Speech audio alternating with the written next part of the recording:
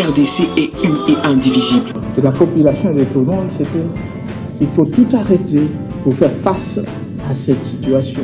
Et que nous ferons de cette terre richement bénie un réel havre de paix, de prospérité et de progrès social.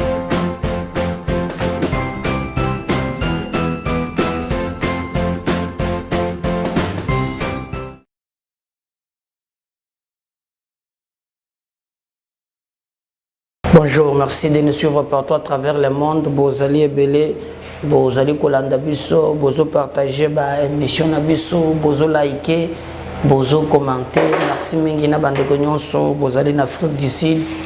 Merci mingi na bande nyonso, bozo landa biso de partout, bande ko bozana Tanganyika, bande ko bozana awa na Mwanda, bande ko bozana Bandal, bale Bandal c'est Paris. Bon.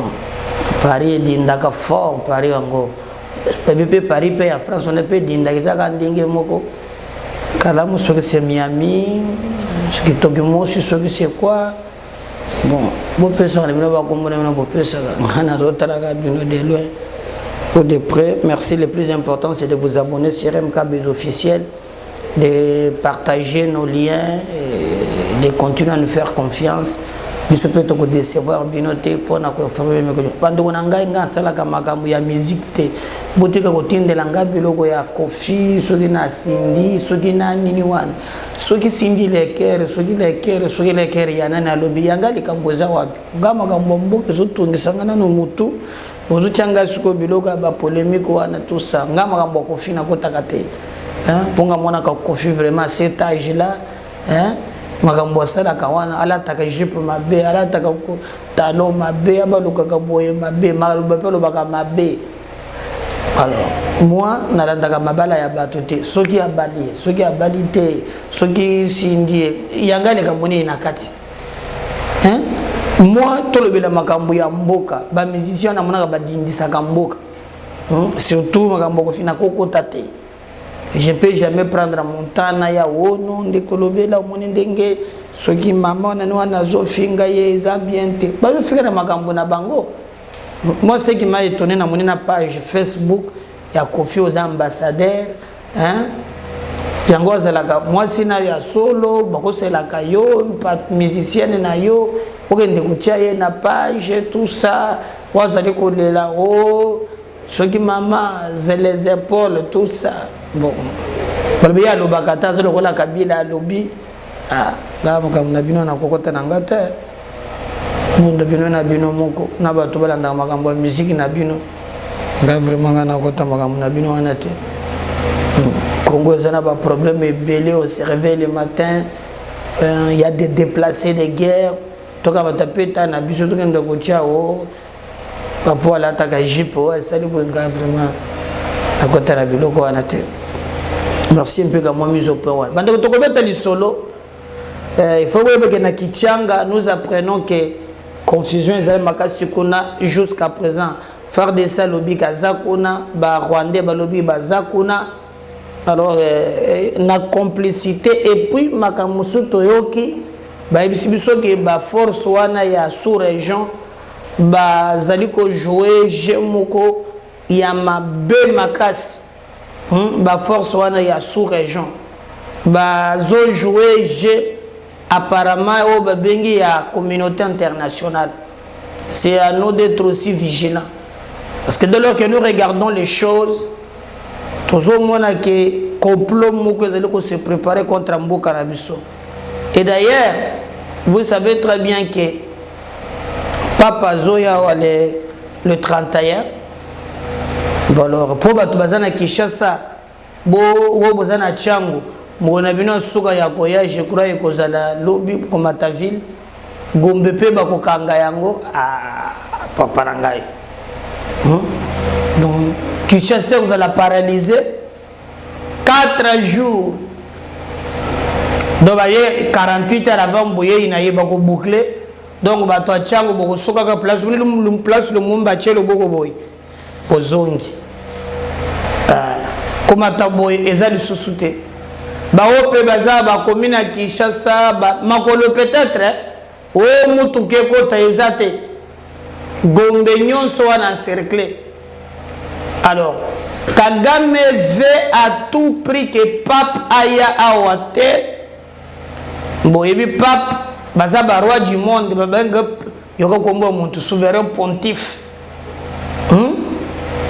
Donc, j'ai discuté avec quelqu'un avec qui tous qui n'a rendez-vous, qui me disait ce matin que oh non, ndenge makambozo qui est esengeli, toyeba que semaine papale.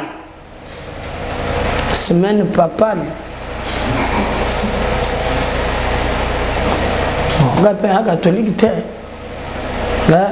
Aïe kaka vient comme un politique. Alors, si vous regardez bien, toutes les actions menées par Kagame, Kola Moussa Bitumba, il a attaqué l'avion pour nous pousser aussi à attaquer, faire des choses de telle sorte que Makambo Eleka, Nandenge Yamabe, Nyonso wana, Kaka Pwete Bitumbe la Mukamakasi.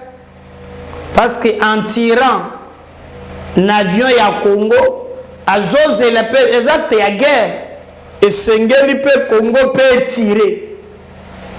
Alors ce qui est tiré, tokota na guerre moko impossible. Mais la guerre wana, nani a payé le prix, comme Bitumbe Salamaka et pas inabiso, biso bato liboso. Et puis oyebinde balobaka ke papa ndenge aliwana aza mutu moko oyo soki ayoki nungu ya mwa makelele akoya na yete. Alors c'est ainsi que ekomaki un peu mubulu et Kagame veut nous amener na chemin wana na kichanga manduki mabeti confusion ya kosakanate pour montrer même que balobi ke banda bitumba wana batikala komona esika moko te basoda oyo babengi soki ya EAC oyo bayaki oyo baza koinstaure mpe ata eloko moko esalami eza te. Donc j'avais alerté mpona koloba ke tozokende na shema ya bato oyo baya kokoma lokola tozalaka na MONUSCO parce que babisinga ndeko medar na ndenge bitumbe bandi na ndenge esili ata komona réaction ya bango ata moko te. C'est que yangu sur roche tosengi na bandeko na biso nyonso somoko to comprendre qu'il y a un complot pe ya makasi contre mboka na biso et nous devons faire un effort ya ko défendre ce pays. Papa koya na ye, je crois que ce qui a silisi l'objectif Kagame azanango tokozongela. Et tokoyeba maintenant comment trop c'est trop nga nazo senga chiwewe bameka kosala musala na bango ndenge esengeli. Nos phares d'essai basoda na biso bameka vraiment comme ça par tous les moyens pour te défendre mboka batika. Donc je crois que cette fois-ci il faut aller avec ces Rwandais jusqu'au bout. On ne va pas toujours que mon tour de la casa défaitiste. Oui, casa défaitiste. Nous devons faire par tous les moyens pour relever le défi. Koluka koma mboka na biso et kokende liboso. Mais en tout cas, je peux vous dire que situation et attaque, il y a Rwanda et commis de trop. Je crois ceux qui parlent paquet et sengeli peuple nyons tous à la sima ya mapinga na biso pour en finir une seule fois pour toute cette fois-ci. On ne peut pas na moya lelo, bien qu'il se pose un peu de couac na baye oyo bazana ba système ya renseignement et consort. Parce que le renseignement est un système d'intelligence. Je suppose que il y a une anticipation. Il y a la makambo ndenge longobani. Il y a des gens qui ont sauté sombre na maboko ya Rwandais. Pape, après le 31, on a déjà cité au Yambelaye. Et c'est salami. À Nandolo, place au côté en face à marché type K, aéroport Andolo. Déplacé à Salami na Yewana. Mais le singa qui est au Ambongo Azokata Babe Moussous. Il faut Babe Moubaza le Bosso na Yeba Mwana Nakona. Ce qui est à l'Okotaï. Bitumba pe ya positionnement. On attend ba ibiso ka kozala pe na akozala soki na Gombe côté interdiocésain côté ya akopema akosala tout. Bon, c'est propre chef de l'église. Il y a un truc ezaka politique. Comment mon tozo waza pape donc hein? Le monde est bouleversé, tout ça. Attendons voir, mais Kagame profite na occasion oyo pour na ko luka ndenge nini attaquer mboka na biso asali yango 2 fois attaquer avion na biso asuki wana te. Il a encore attaqué na Kichanga et nous pensons que nous devons faire par tous les moyens pour lui montrer que tozali mboka o tozali mboka ya kosakana na ngote, tozali mboka ya Lumumba, mboka ya Lolendo, mboka o toko défendre jusqu'à la fin et ça va de notre honneur na intérêt na biso. Bon, on a dingai bitumbe c'est la guine na prison te babunda kite. Hein? Bakalma ki kimia izongi. Un problème c'est la ka ba incompréhension ka bunda za na kanda. Hein? Alingaka bete munde mukolo ali boso. On a cherché comment harmoniser. Motuna mutako miko fanda na ngambo na ye. Makamba ba nationalité nde ba pesa kango ba tungai na koke ko kota en profondeur te. Tuninga makambo ya ndenge ye before moi sina za rwandaise le pays argentini. Bon, en tout cas makambo confirme nationalité ba tunga na confirme makate. Si vous me posez la question, il y a que before a travaillé dans le Rwandais, oui. Lelo, non. A Salango Bandakala. Babilo Kwebele, a Salakango, Tango, ya Zalaki, na Azarias, Roubaix, il a travaillé ça. Donc, Batugnon, sur la plupart, Bazana ba officine, ba yebi que non. Il travaille pour na mingi pour na ba Rwanda. Surtout en tout cas ba yebi. Mais le reste, en tout cas, au moi sinaye, na moi si Argentine baza ba rwandaise, en tout cas, je pense ces éléments là. Na moni yango moi mingi. Je pense ces éléments là. Mais au moins je reconnais parce que bino boza bande balanda kabiso. que ndenga zana makala on le soupçonne on a ba dossier ebelé oyo na makambo eza lié sécurité, vérité, trahison. Donc, et nous apprenons même qu'en air, il faut nettoyer Kourouana. Ça, ce sont les informations de notre poche. Le reste, moi, je ne peux pas entrer pour confirmer et yango. Naboyo kozala nyonsologue. Donc, mon toyer bitou, té. Alors, si vous avez des éléments, mais aussi, si vous me posez des questions sur le lien, j'aurais appris que en tout cas, moi, si na moi, si Argentini, bazana ba lien ya libota.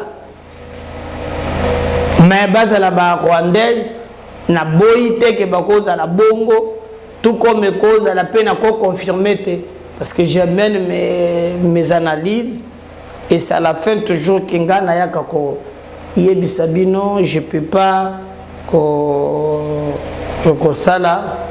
Donc, net makambo oyo bande mususu bazali koloba. Ponani na le bili kamboa. Bazolo ke même makambo ya trahison tozo kana cesse. Élimination physique, il y a tout un tas de choses. Mais comment est-ce que cette version à Bango? Est-ce qu'on a fait sauter François Béa? Est-ce qu'il voyait Bandaki Komona, les Cambouana Koyak, Yango Baselaki qui va tripoter, va faire sauter? Parce que je me souviens très bien à Nénémoko, président de la République à Salaki, Tango Akomaki na Bissika et à François, il a dit au moins des choses. Alors qui m'a François, ça n'a rien à voir. Na Babilo comme sous Bazolo Bawana. Et je pense que Mbono pensait qu'il allait revenir, mais apparemment qu'il y a eu net mois exil. Il y a beaucoup de contre-vérités.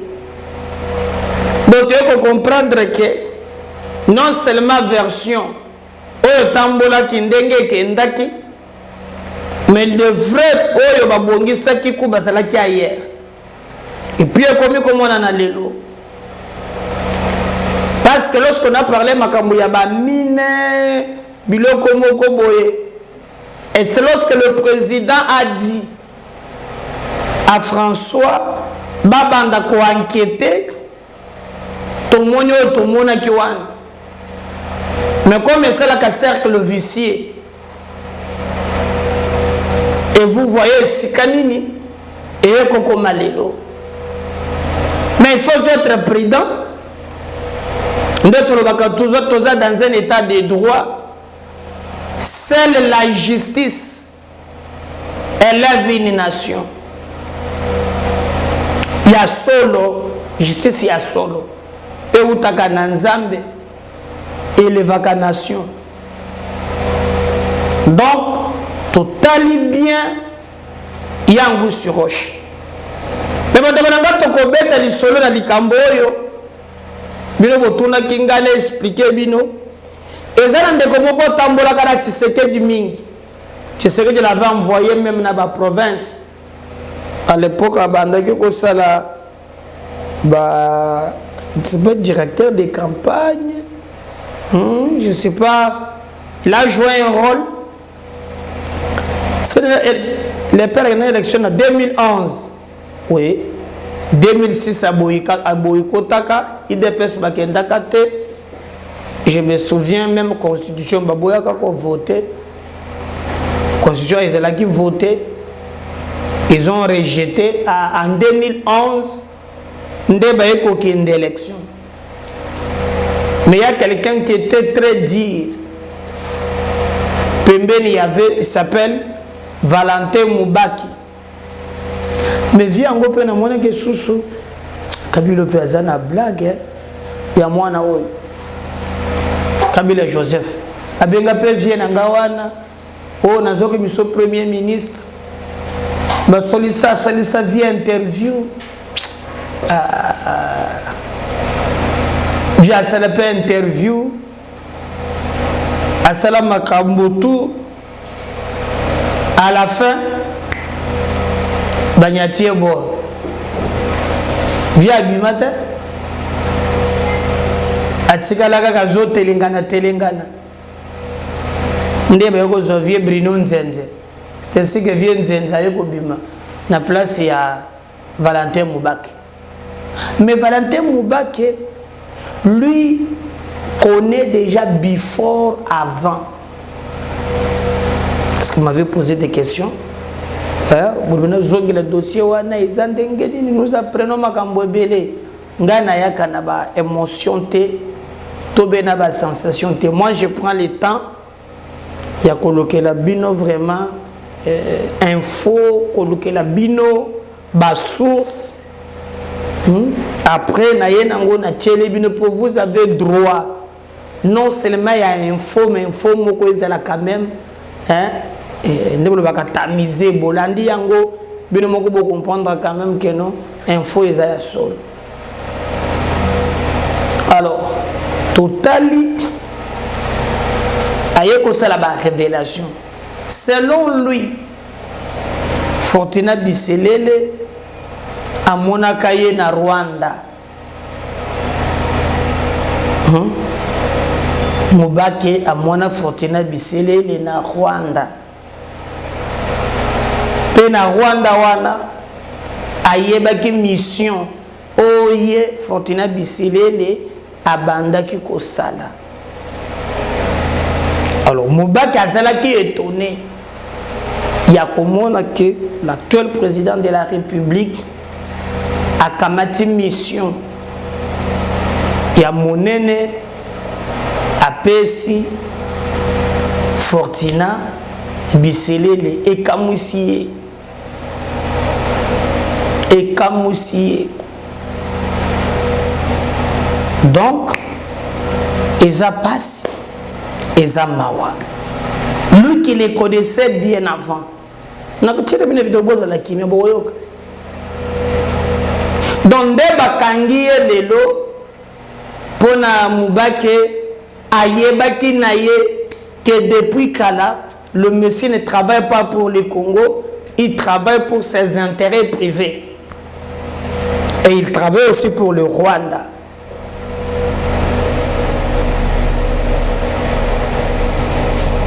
Tokotala ndenge nini bango bakosoka na dossier wana.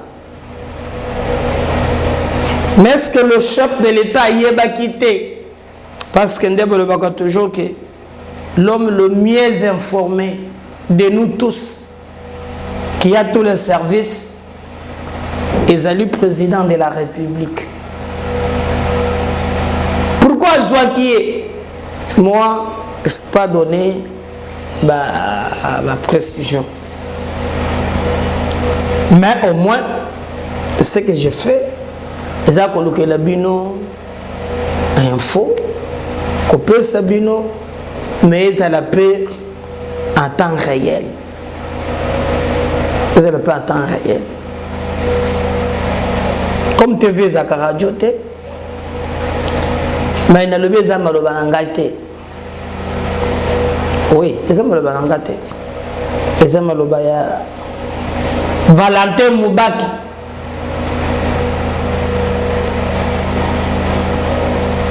Malgré vieux pinche, a créé ce qui IDPS le peuple. IDPS le peuple. Oh, y a-t-il pas les Elagani? Je ne sais pas. IDPS, il y a trois IDPS le peuple. Ce qui IDPS base, je ne sais pas. Mais Valentin Moubake a appelé IDPS au Yaye. TV za radio. Si je parle le même langage na Dondi,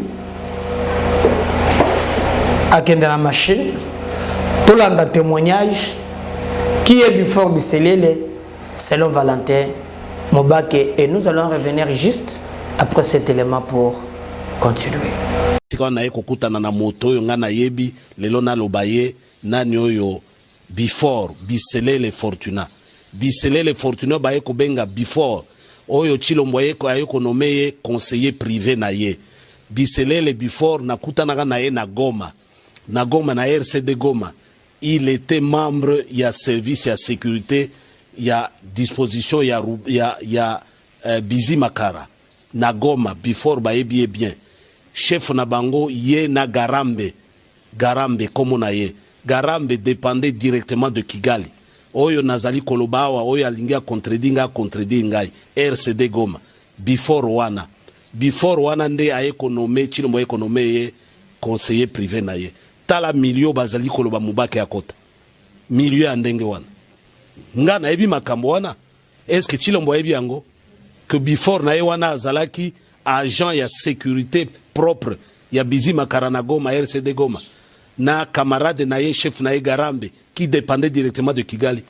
Est-ce que Chilombo ebi yango directement de Kigali na ye komona photo boye ye nani before yoyo Chilombo yoyo epa ya Museveni na ye ko comprendre circuit nani abongisi makambo nyonso wana alors makambo eza Museveni mutabongisi yango nyonso po before na ye komona photo Chilombo epa Museveni before à côté na Museveni na Chilombo na camarade na biso mususu Mundela Gilbert. Est-ce que bango bayebi onga na yebi? Est-ce que bayebi yango? Po makambo ya politique ya Congo il faut koyeba bato. Makambo ya politique ya Afrique centrale il faut koyeba moto ya utu apo oyo azali nani. Na ye komona boye conseiller privé. Yoke ne ba Mobake ya ko salisa bitu. Na ko salisa bino na nini? Ba dégâts est commis déjà ebelé. Ba dégâts ebelé. Mobake tika na eko kutana na moto oyo nga na yebi lelo na lobaye nani oyo before Biselele Fortuna. Biselele Fortuna ba eko benga before oyo Chilombo eko ayeko nomeye conseiller privé na ye. Biselele before na kutana na ye na Goma. Na Goma na RCD Goma. Il était membre ya service ya sécurité ya disposition ya Bizi Makara. Na Goma before ba yebi bien.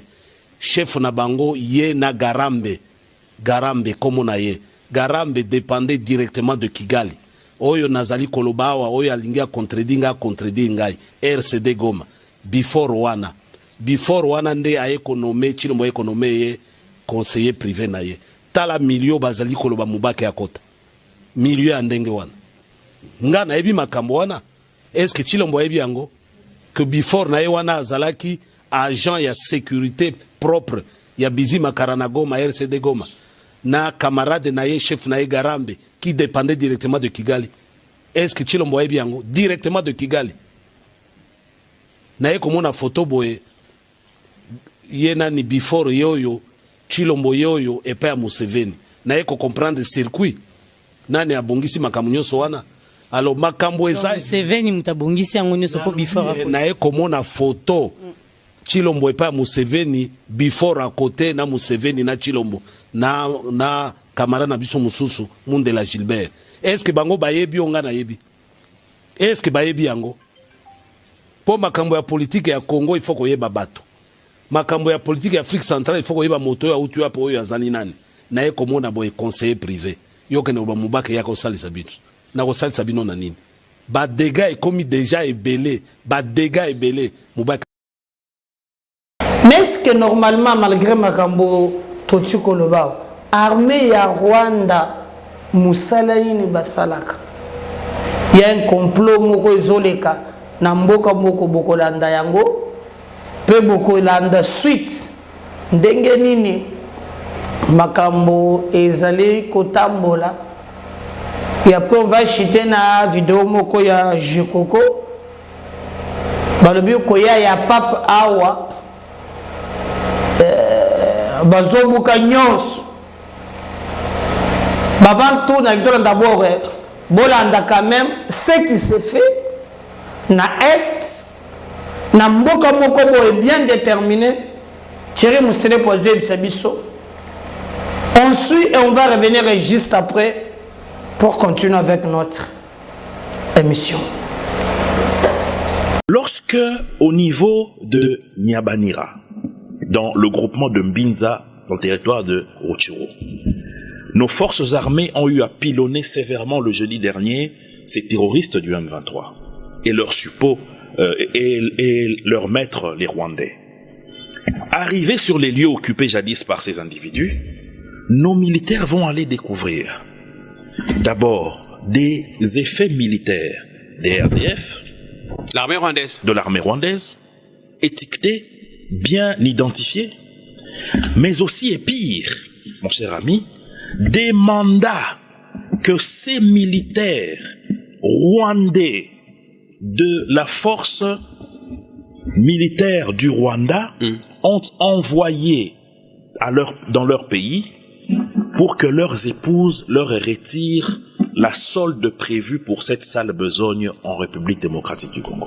Voilà des documents que je vais laisser à votre disposition qui ont été retrouvés sur ces individus, écrits en Kinyarwanda avec des numéros de téléphone, les numéros de matricule de ces militaires, pire encore avec les identités de leurs épouses et le nom du colonel Mugabo, grandement connu à Kigali, qui est le parrain de cette vaste opération. Et là maintenant je m'apprête à vous choquer. Qu'est-ce que nos militaires découvrent en pire? Allez-y. Une fosse commune. Un endroit où certains activistes, certains Congolais, qui ont osé hausser le ton contre ces M23, ont été liquidés et enterrés dans des fosses communes. Comment est-ce que la communauté internationale peut rester silencieuse face à tout cela? Comment est-ce que ces médias périphériques qui disent défendre la démocratie, défendre les droits de l'homme, peuvent se permettre de se taire face à cette vérité? Mais qu'est-ce qu'ils relayent, eux? Ils ne font que relayer les communiqués du M23, ils ne font que communiquer les informations liées à... D'abord, qu'est-ce qui prouve que toutes ces preuves sont authentiques? Voilà pourquoi je vous les laisse. Vous êtes un journaliste chevronné. Vous savez que nous avons une armée aujourd'hui qui est organisée. Vous savez qu'il y a une loi appelée loi Moïse Nyarugabo qui vous donne l'autorisation de contre-vérifier ce que je vous dis auprès de l'armée. Ayez ces éléments, allez contre-vérifier. Vous allez vous rendre compte que tous ces éléments sont réels. En plus, d'occuper Bunagana, le Rwanda... Et c'est versé au niveau du comité de notre sous-région de vérification pour qu'il puisse, en dehors de ce qui a déjà été déposé par la RDC comme preuve, en l'occurrence les 2 éléments des RDF capturés en pleine action, les éléments des articles militaires d'artillerie et d'infanterie qui ont été récupérés par nos forces armées, qui ont été déposés au mécanisme, et il y a aussi ça qui vient d'être ajouté. En plus d'occuper Bunagana, le Rwanda commet des exactions. Mais je vous dis que c'est terrible. J'ai eu la chance de parler avec un individu qui se retrouve dans les zones contrôlées par ces terroristes. C'est la terreur, c'est le pillage systématique, même des maisons des individus. Nous avons affaire à des gens qui sont venus pour décapiter la République de ces populations. Lorsque, au niveau de Nyabanira, dans le groupement de Mbinza, dans le territoire de Rutshuru, nos forces armées ont eu à pilonner sévèrement le jeudi dernier ces terroristes du M23 et leurs suppôts et leurs maîtres, les Rwandais. Arrivés sur les lieux occupés jadis par ces individus, nos militaires vont aller découvrir d'abord des effets militaires des RDF, L'armée rwandaise. de l'armée rwandaise, étiquetés, bien identifiés, mais aussi et pire, mon cher ami, des mandats que ces militaires rwandais de la force militaire du Rwanda ont envoyés dans leur pays pour que leurs épouses leur retirent la solde prévue pour cette sale besogne en République démocratique du Congo. Voilà des documents que je vais laisser à votre disposition qui ont été retrouvés sur ces individus, écrits en Kinyarwanda avec des numéros de téléphone, les numéros de matricule de ces militaires, pire encore avec les identités de leurs épouses et le nom du colonel Mugabo, grandement connu à Kigali, qui est le parrain de cette vaste opération. Et là, maintenant, je m'apprête à vous choquer. Qu'est-ce que nos militaires découvrent en pire? Allez-y. Une fosse commune. Un endroit où certains activistes, certains Congolais, qui ont osé hausser le ton contre ces M23, ont été liquidés et enterrés dans des fosses communes. Comment est-ce que la communauté internationale peut rester silencieuse face à tout cela? Comment est-ce que ces médias périphériques qui disent défendre la démocratie, défendre les droits de l'homme, peuvent se permettre de se taire face à cette vérité? Mais qu'est-ce qu'ils relayent, eux? Ils ne font que relayer les communiqués du M23, ils ne font que communiquer les informations liées à... D'abord, qu'est-ce qui prouve que toutes ces preuves sont authentiques? Voilà pourquoi je vous les laisse. Vous êtes un journaliste chevronné. Vous savez que nous avons une armée aujourd'hui qui est organisée. Vous savez qu'il y a une loi appelée loi Moïse Nyarugabo qui vous donne l'autorisation de contre-vérifier ce que je vous dis auprès de l'armée.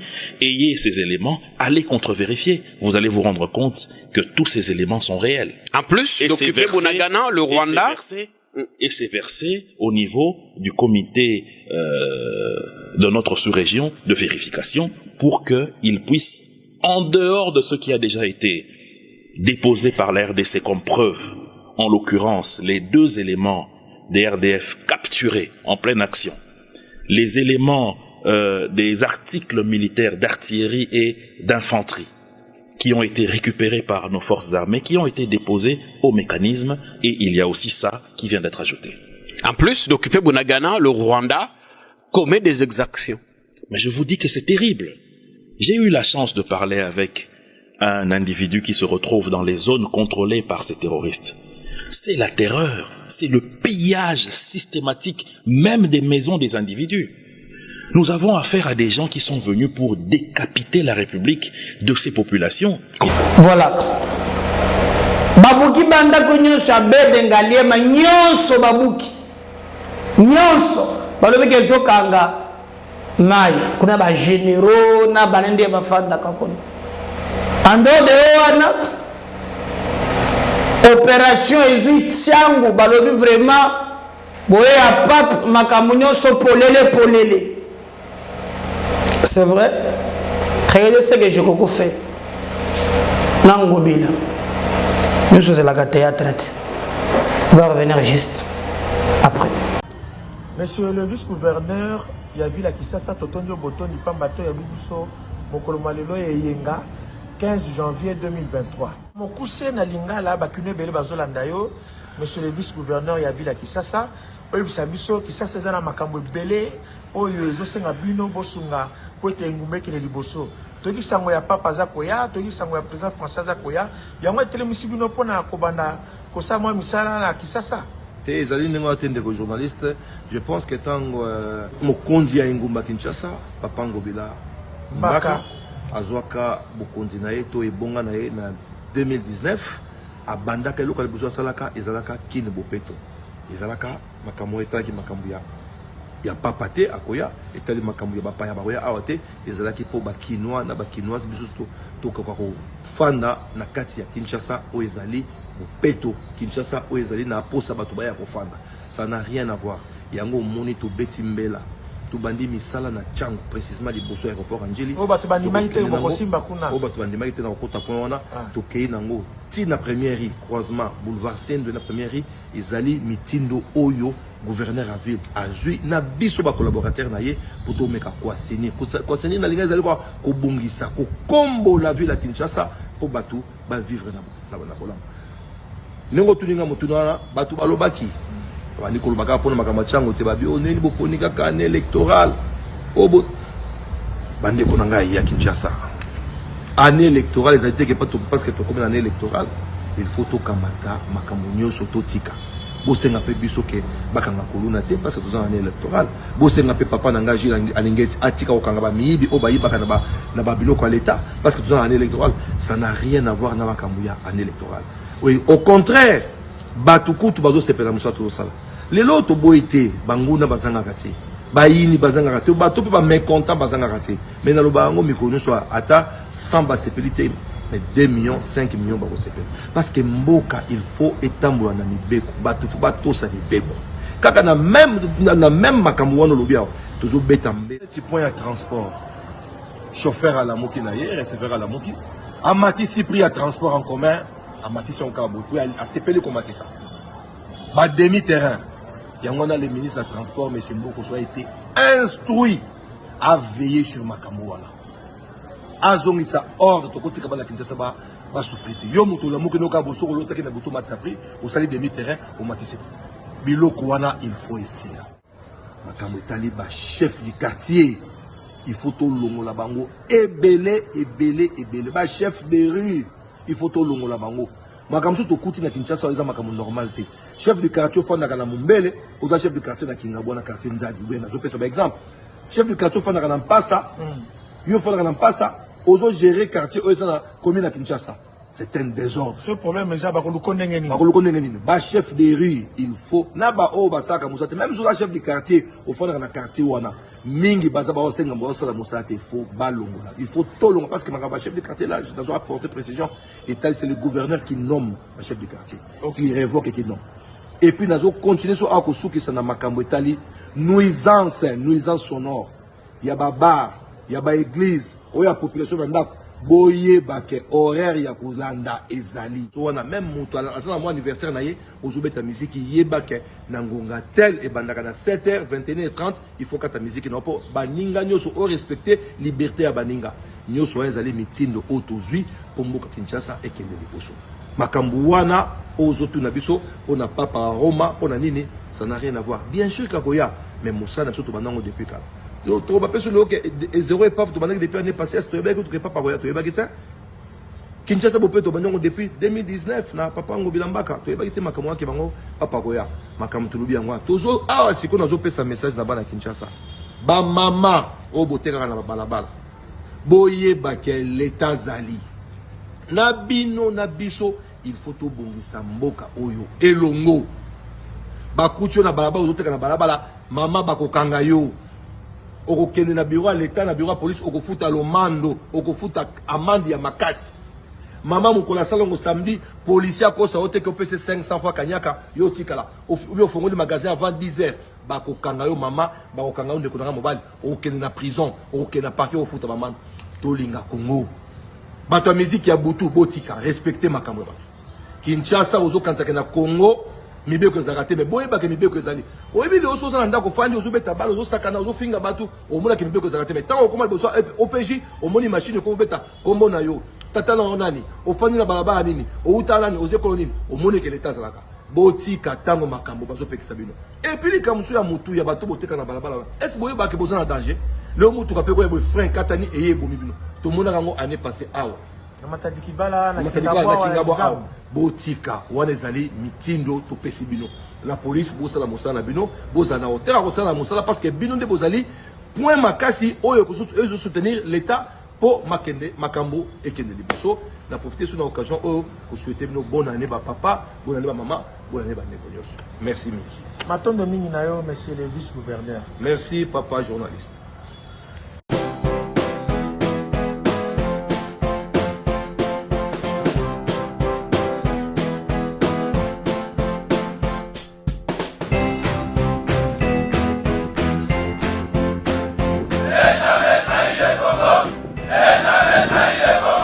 La RDC est une et indivisible. De la population de tout le monde, c'est qu'il faut tout arrêter pour faire face à cette situation.